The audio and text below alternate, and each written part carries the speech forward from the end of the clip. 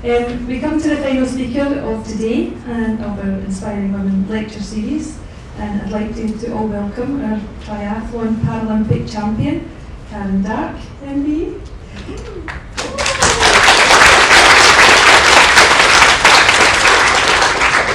For those of you who don't know, Karen won her gold medal at the Rio Paralympics in 2016 and is absolutely no stranger to the podium. Representing her country many times in the international sporting arena, her tenacity, determination, resilience and positive mindset, we've heard a lot about that today from different people, has helped Karen overcome some pretty steep obstacles. A keen runner and mountaineer before being paralysed by a rock climbing accident, Karen has continued to embrace the outdoor life with canoeing, sea kayaking, sit skiing, I'm exhausted just reading this out, and hand cycling. Nothing seems to stop our final Inspiring Women of the Day. Please welcome Darke.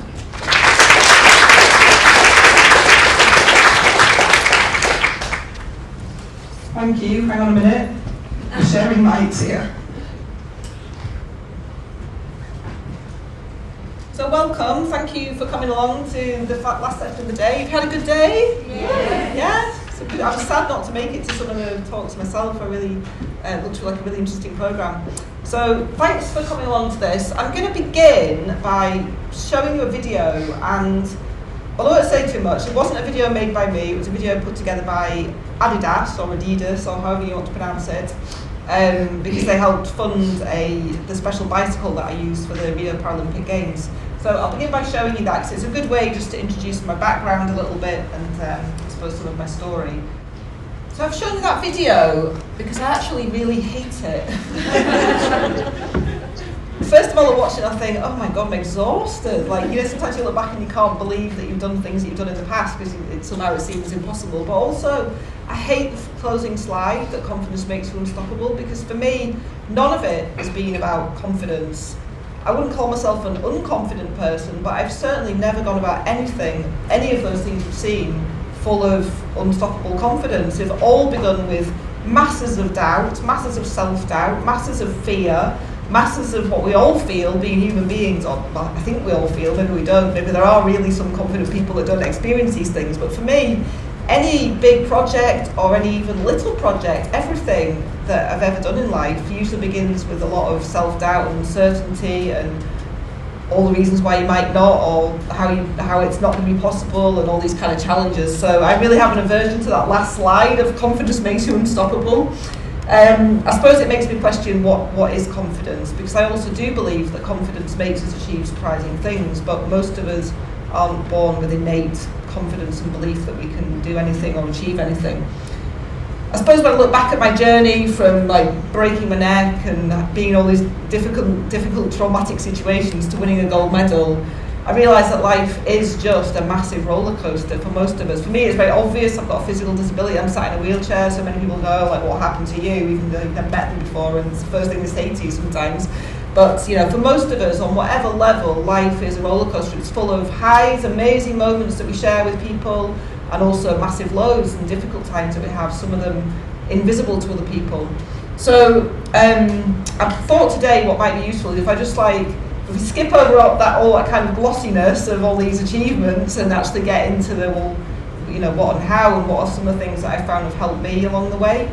So one of the things that's really helped me my whole life, from originally being paralysed and lying there in hospital, but probably long before that, I have invented this word, but I've called it having a whibber. So a whibber stands for a wouldn't it be amazing? And usually kids are really good at having them. When they tell you they want to be, or when I was a kid, everyone wanted to be an astronaut or something, but now it's, you want to be a YouTuber or something. So, but for me, it's really, really important to have a wouldn't it be amazing? It doesn't really matter what it is. I'm not saying this has to be. For me, one of my first big wouldn't it be amazing when I was in hospital paralysed was, well, actually, first of all, long before I imagined cycling across the Himalayas, my wouldn't it be amazing was, wouldn't it be amazing to be able to learn to pull my own trousers on? Because when you sat on your bum all the time in a wheelchair, how do you even get dressed? And I remember people, having to give me lessons to do that. Or wouldn't it be amazing to learn to sit up in bed myself? Because I don't have any, I'm paralysed from the chest down, so I don't have any stomach muscles. So even just sitting up in bed seemed like a massive challenge. So the scale of what our wouldn't it be amazing can change massively depending on what our circumstances are. And what our life is. But I suppose once I'd got beyond a certain stage, I started to dream big again. And as a geologist, I was originally a geologist in life, and as a climber, I'd always wanted to go to these amazing mountains of the Himalayas, but I didn't want to go and just look at them through the glass of a window or be a sort of a tourist not really in the mountains. So I had this crazy idea to try and cycle across the Himalayas from Kazakhstan or Kyrgyzstan, Kazakhstan, China and into Pakistan along the old Silk Route. So there's a road there and it's a dirt road all the way. It's called the Karakoram Highway, but it's not a highway. But I think when you have a wouldn't it be amazing, a goal that you're working towards, no matter how big or small it might seem, it just gets you out of bed in the morning and gives you motivation to do things. So for me, this motivated me for a couple of years. We were raising money for a charity in the process, Scotland's Alternative Skiers, who'd helped me get back into the mountains. And it just gave me everything I needed to get through those first really difficult years of being paralysed and adapting to this whole new life. But I think, honestly, that moment when we were in the Himalayas there, this is at the border between Pakistan and China, up at about 5,000 metres, I had one of those, I call them spine-tingling moments, you know, when you get little shivers that go down your spine and something special has happened. And I had one of those when I just realised, oh my goodness, I can't believe that I'm here with friends in the middle of these mountains, in this incredible place, having gone from lying in a hospital with bolts in my skull, looking at polystyrene ceiling tiles for 6 months, thinking that your life was over. So I suppose it was my first big lesson in realising that no matter how difficult life gets, there are always things to look forward to if we dare to dream and dare to believe that we can do things and create them. I put this picture in because to me, I suppose a philosophy for me on how I live my life is, if you ever come across the idea of rocks and sand and getting them into a jar, that the rocks are kind of the things that really matter to you, that are important, they're connected to your values. I don't know what the rocks in your life might be, but for me, rocks are always getting time with friends because that feels so important to me and with family, but also staying healthy or having a project that means something to me. And the sand is like all the stuff that we have to do just to survive, whether it's doing the shopping, the cleaning, which I have to say, I think my friend will testify that I don't do very much of that. Doing your emails, whatever it is, just all the stuff that you have to do in life, but actually can fill up all your day if you allow it to, and you never get any of the kind of rocks in. So I suppose that's my philosophy on living, and in a way the rocks are like the wibbers, the wouldn't it be amazings. So fast forwarding a lot of years, because it was, I suppose a lot of people get into Paralympic sport as a thing maybe not long after they're injured, or when they're a small child because they love their sport or something. But for me it came much, much later in life. I was watching the Beijing Paralympics in 2008. I've been in a wheelchair at this point for like 15 years. I'm in my 30s and suddenly I'm going, oh, wouldn't it be amazing to try and get to a Paralympic Games? And so my whibber from 2008 to 2012 was, wouldn't it be amazing to try and go to a Paralympic Games? And it is a bit weird when you're in a wheelchair and you like sport, because every second person says to you, well, they used to say, oh, have you ever thought about going to Paralympics? Like you can just go, oh, I think I'll sign up and do that. Like it's a British fun run or something. Well, honestly, I think it rubbed off on me, and I think I started to think it was going to be that easy, like, oh, I think I'll go to the Paralympics. I was so naive. Okay, so this is me in 2008. I ride a bike nearly every day, so I think I'm going to be maybe quite good because I ride my bike every day. But basically, I'm absolutely rubbish. I am a bimbling, touristy bike rider. I don't know anything about training. I've never worn a heart rate monitor. I don't know anything about how to train. I just like to go outside on my bike, to be outside, go out with friends, have a picnic at the side of the road. So deciding to go to a Paralympic Games or thinking maybe I can try and get there, I definitely started off feeling overconfident because I thought, well, I ride my bike every day, so surely I'm probably quite fit compared to most people in wheelchairs. Very, very rapidly, I became totally opposite. I went to a few races and I came last in them, like really badly last, as in basically the organisers were packing up and going home. Any other competitors had lapped me 6 times. I was just like, oh my God, what was I thinking? I don't know anything. So basically, I started this massive journey, and I called it an experiment because you know how with an experiment you don't know what's going to happen.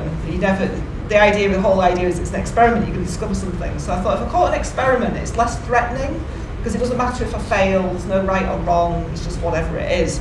So I started dabbling around. And in the beginning, I didn't even tell anyone that I was secretly training with the idea of going to Paralympics. You know, if you tell someone your New Year's resolution, like I'm going to lose 20 kilos or something, and then suddenly you basically feel terrible when you don't because you've told people about it. So it's much easier to keep it a secret and sort of pretend you're going to do it, but it's easy to get out of it.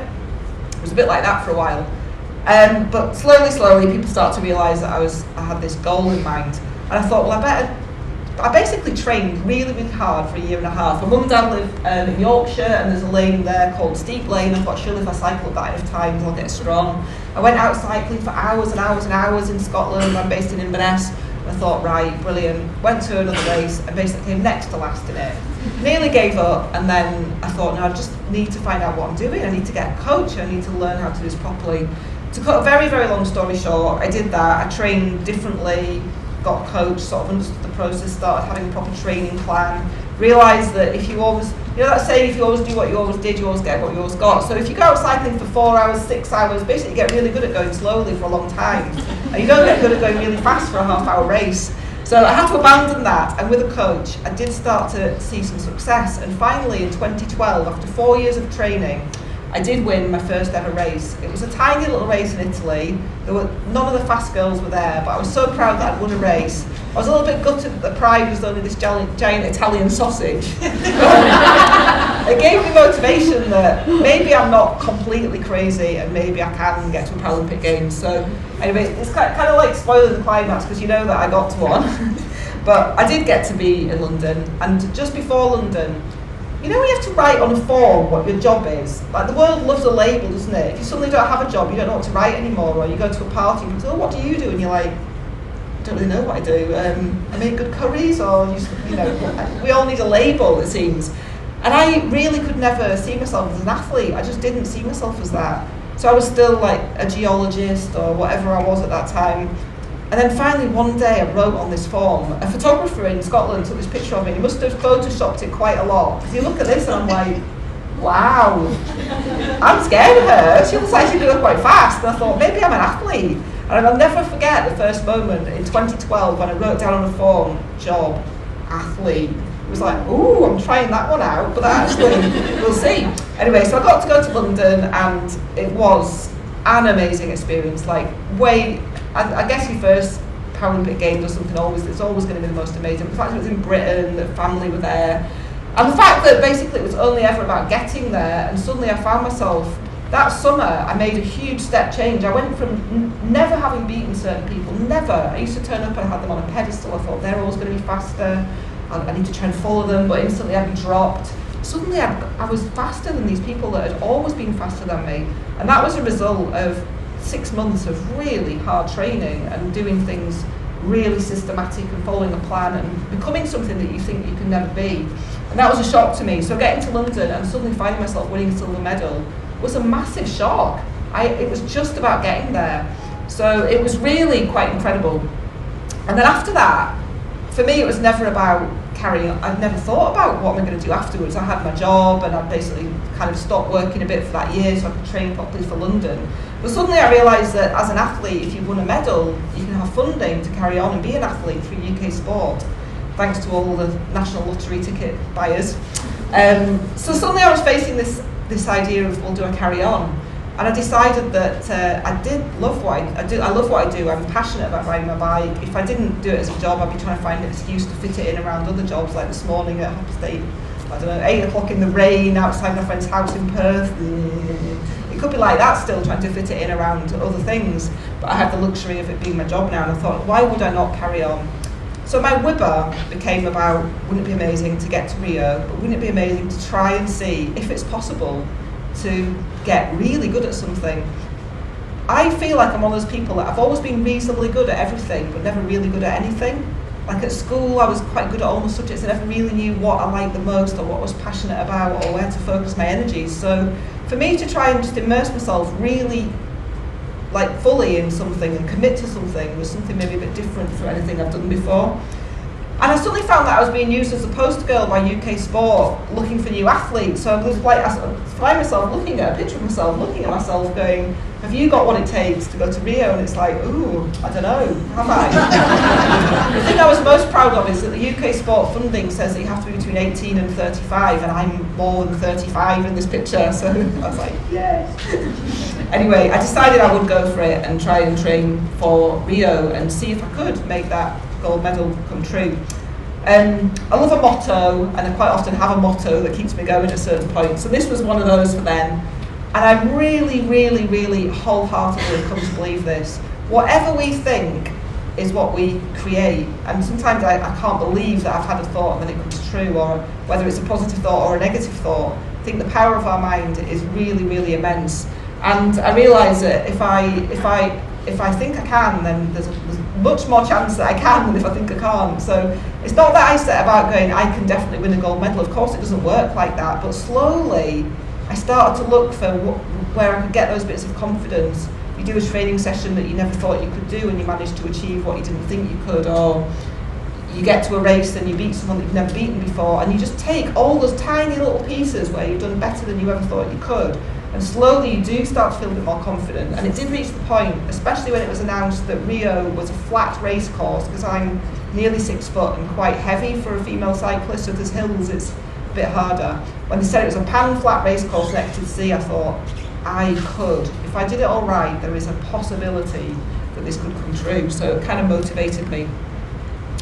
I learned so much in that journey, which I'll come on and share various bits of it with you. But one of the biggest things that I've said already is that power of thought and of language.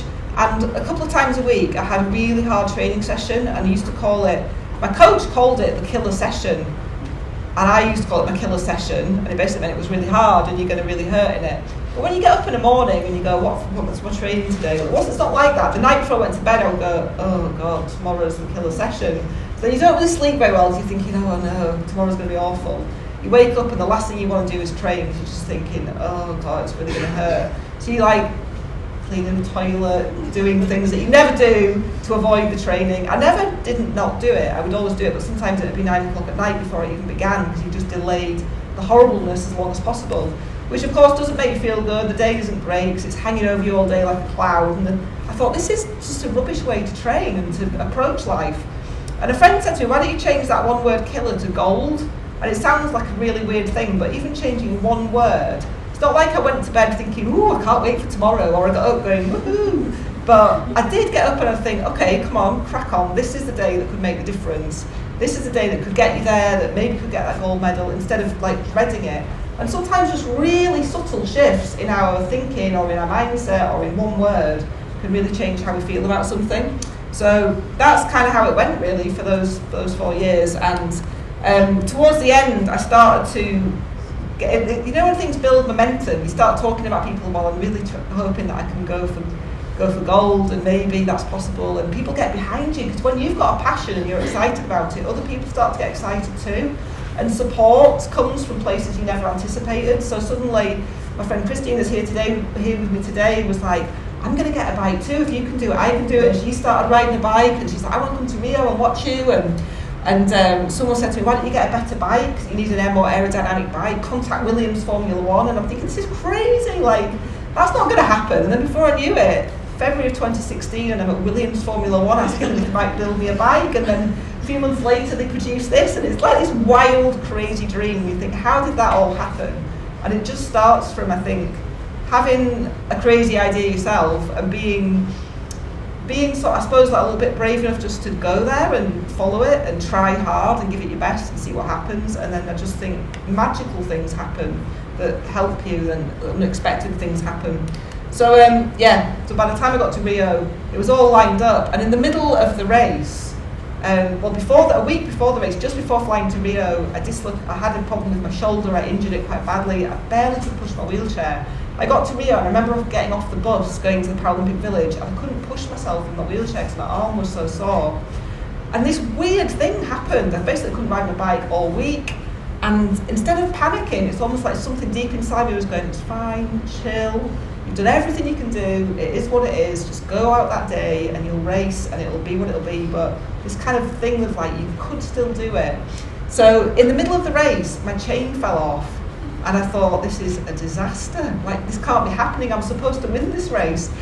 And a little bit of me nearly gave up, and then a little voice said, just put it on and keep going. I put the chain back on and kept going. And well, you all know the outcome, but I did win the race and won the gold medal. When I look back at all the things that went wrong, and all the things that could have just completely thrown you off and made you stop, my biggest learning was just that, you just have to never give up and just keep keep the faith, and you just never know what's going to happen. At the end of the day, it doesn't matter, does it? If you tried your best and you've gone out there, it doesn't matter whether you've won a gold medal or not. It's not at the end of the day about the metal work that you come away with or the prize that you come away with.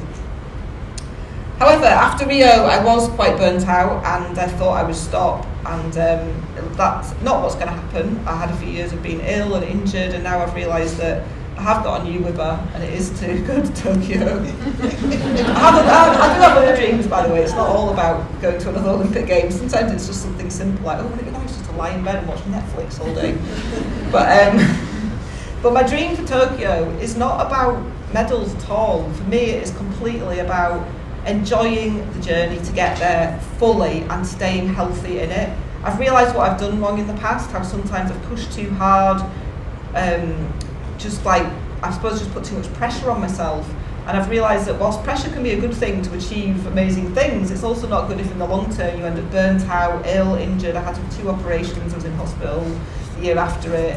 It was all a bit of a disaster really, and I don't want to burn out again. So if I'm going to do another one, I don't care whether I win a medal or not. I want to have fun. I want to make sure I spend time with my friends and my family, and that the balance is all there, and then hopefully get there and hopefully perform. And I have to believe that somehow, if we're keeping, I'm a bit of a hippie sometimes, but I believe in the connection between mind and body and all the cells of our body and stuff. If we're keeping all the cells of our body happy by giving ourselves what we need from and when I mean that, I don't just mean food and nutrition and all the stuff that real sport kind of concentrates on.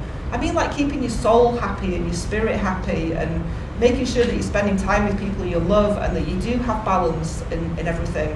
Then I have to believe that surely you can perform at your best doing that. Surely when you're starving your soul of vital things, you might pull it off one time, but I don't think it's sustainable. So this is my experiment this time round.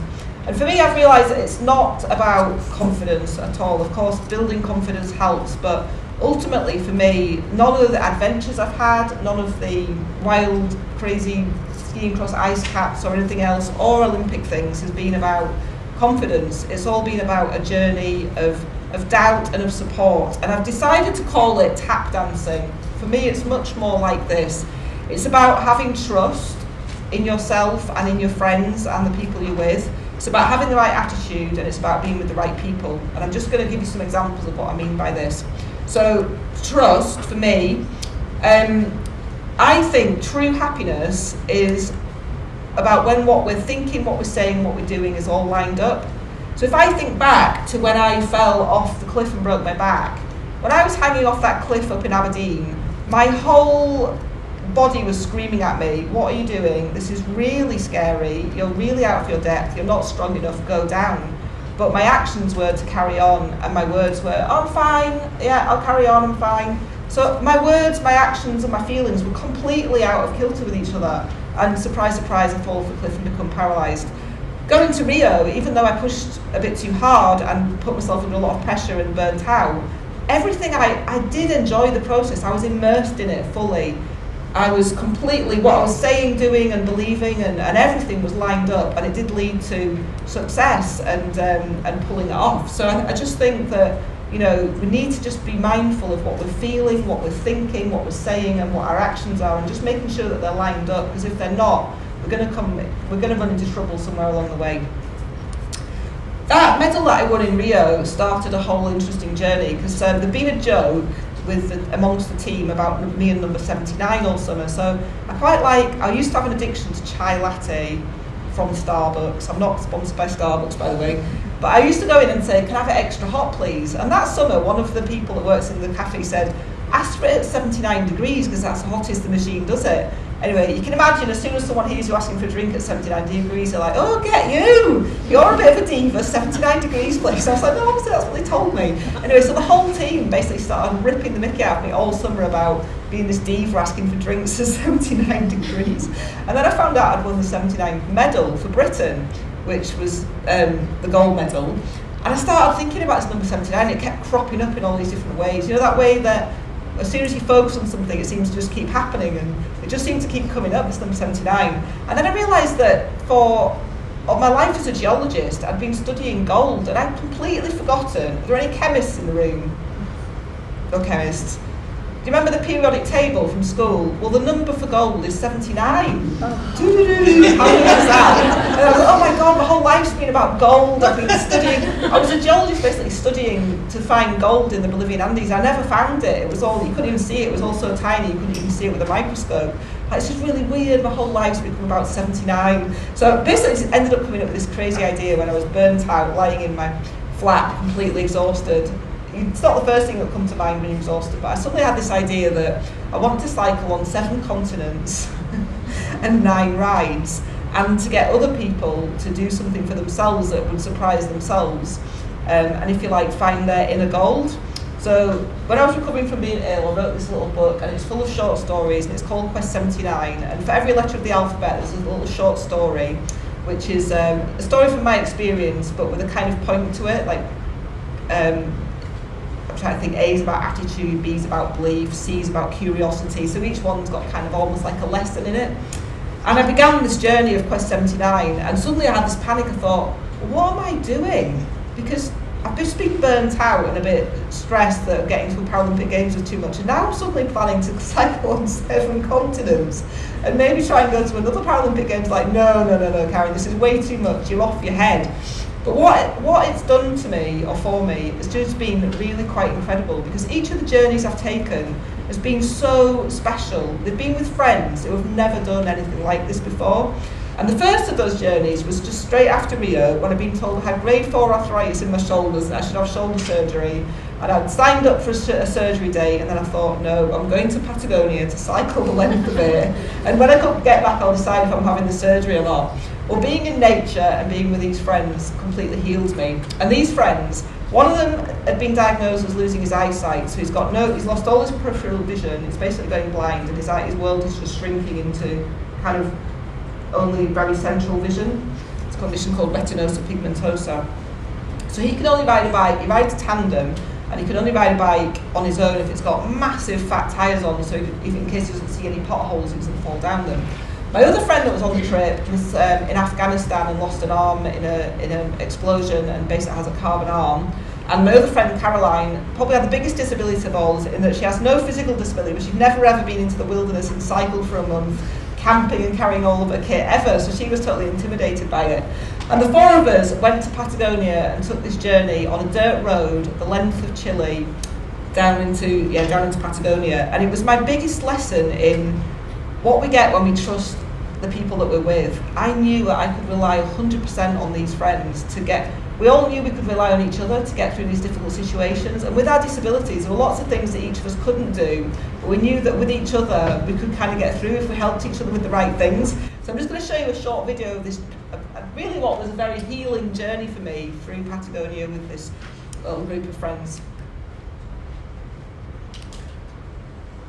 1,200 kilometres through wilderness Chile to a dead end in the middle of nowhere in the pouring rain with absolutely nothing to see. And it was a great reminder that the journey is never about the destination, it's always about the journey. But that journey for me was also a great reminder of the power of vulnerability. Each of us were vulnerable in that environment, and we had to share that vulnerability, but through it, it was just a massively healing journey. There's an amazing video, you know the TED lectures? Called The Power of Vulnerability. If you ever get a chance to watch it, it's a really good one. So that's the trust. Trusting yourself, lining up your thoughts, your beliefs, what you're saying, what you're doing, and then trusting each other to get through difficult situations if you can be willing to just be human and honest and vulnerable and not pretend that you're like okay all the time.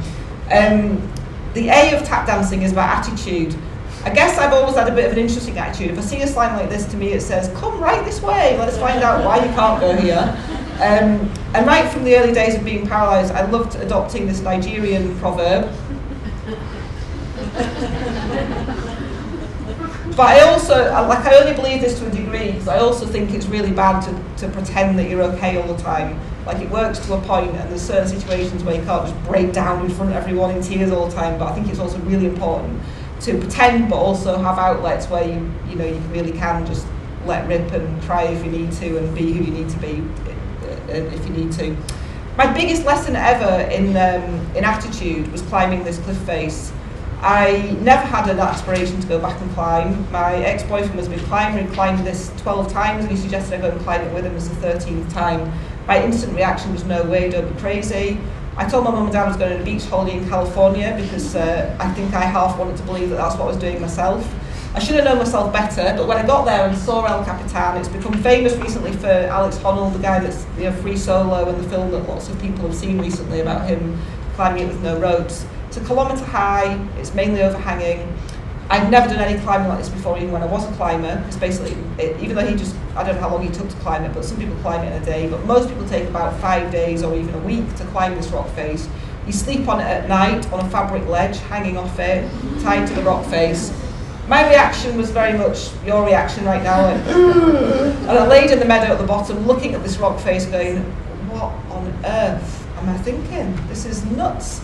Not only that, but I know I used to climb, but I suddenly realised that even in the training to go here, which hadn't been as extensive as it could have been or should have been probably, I'd realised that I was now quite scared of heights. So when we set off to climb this, I was petrified. My stomach was in my head, I was dizzy, I was panicky, I was on the brink the whole time. I was just feeling like panic taking over.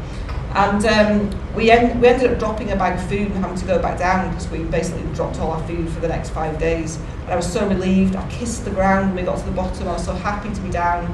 My climbing friend said, come on, let's just abandon, we'll go on the beach holiday. And then suddenly, oh, why are we built the way we are? I was there going, no, I can't go on the beach holiday, got to try again. It's like, oh, Karen. So we went back and we tried again, but we did it really differently. And I basically learned on this cliff face that our mind, even though a lot of the time it seems like it's controlling us, we can control it. You're watching a horror film on a telly and you don't like it, so you change channels or you put on a different film, a comedy, because you don't like that one. And I've realised that the mind is the same. If we can become like observers of our mind instead of our mind is us, then you can go, hang on a minute, that's a rubbish story I'm telling myself, or I'm really bored of that story, or this is not helpful right now, I'm hanging off a cliff face, I need to be together, not freaking out. Me just exaggerating my freak out and having panic about it is not going to get me out of the situation helpfully. So I realised that I could kind of almost like just pulling out one, switching from one channel to another, you can do the same in your head. And that was really just a massive experiment in that. For those 5 days on the rock face, I practiced. As soon as I started to feel panic, it was like, stop, don't even look down, because that just makes it worse. Lie back on this ledge, look up at the sky, appreciate where you are, think about all the amazing things about the situation instead of all the horror things. And it was like retraining the brain and making, I don't know if you know, I studied a bit of hypnotherapy, but basically you can make new neural networks in your brain and rewire it. And essentially I think that time on that cliff face was all about me learning how to rewire the brain. But we can all do that, just choose to change our thoughts and play stories and messages in our head that are more helpful. So a quick few mind tips that I've learned along the way about my attitude to things. We can do mind yoga, just like you go and do yoga with your body, you can do it with your mind, change your thoughts. Sometimes negative thoughts are really good. I don't believe in ignoring negative thoughts. There's various situations I've been into where I'm full of fear about going into a situation like skiing across an ice cap and you're paralysed, you can't regulate your body temperature, you can easily get hypothermia. All these fears that I've had, sometimes they're really, really useful, and what I do instead of ignoring them is write them all down. What is every single thing I'm afraid of?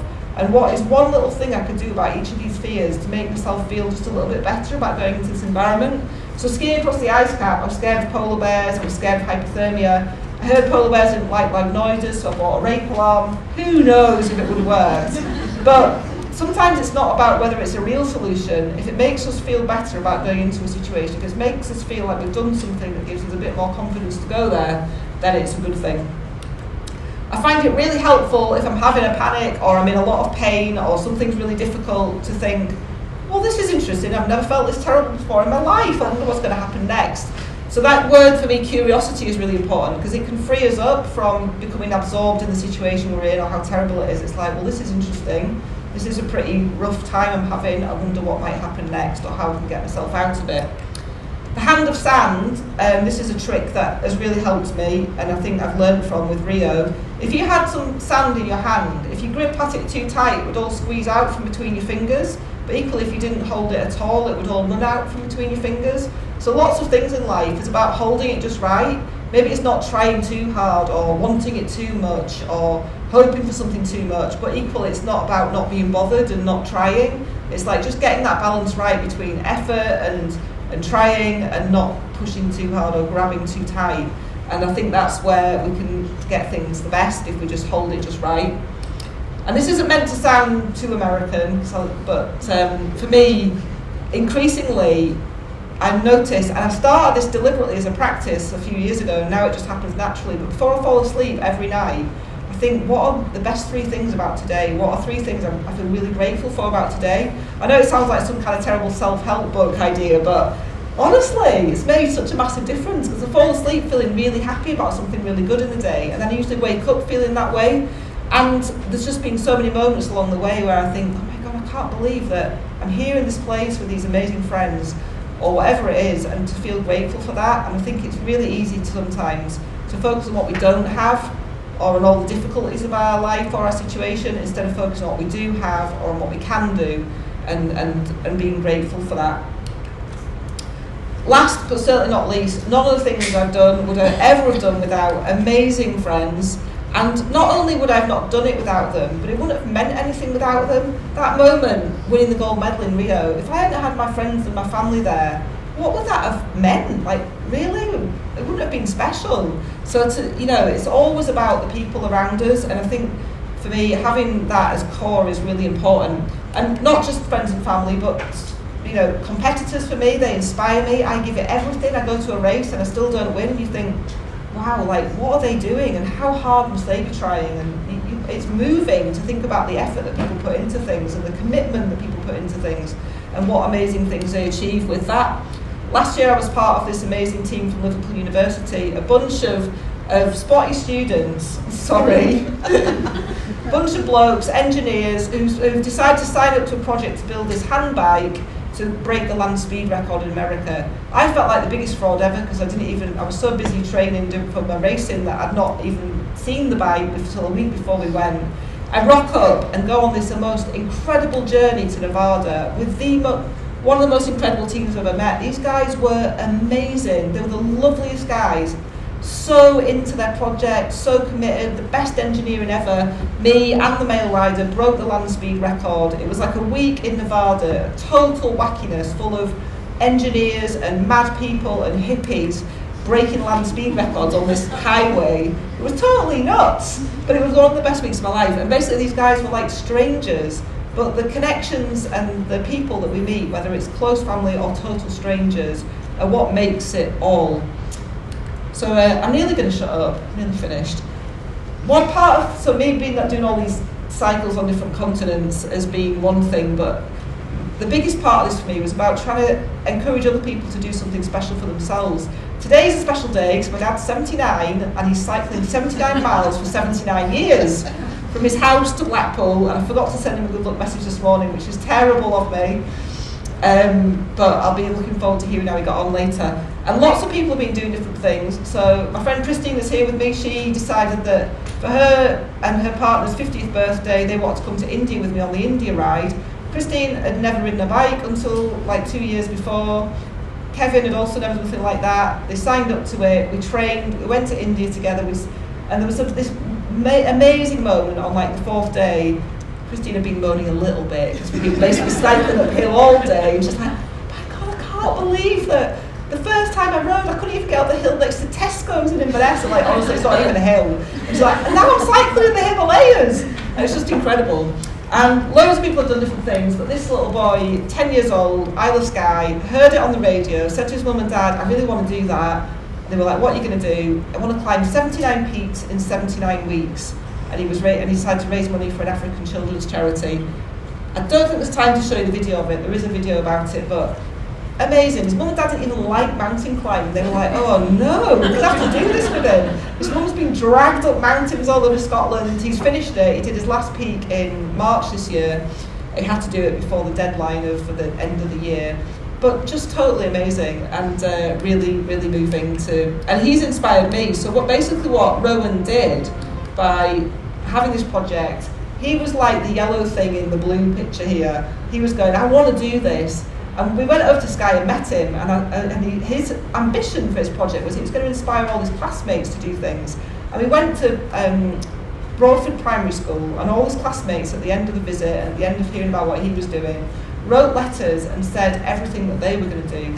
And some of them were so simple. It was like, I want to spend 79 minutes a week outside because I sit in front of a computer too much, or a gaming machine, or whatever it is, and I should do that. I want to try and get 79 minutes of sunlight.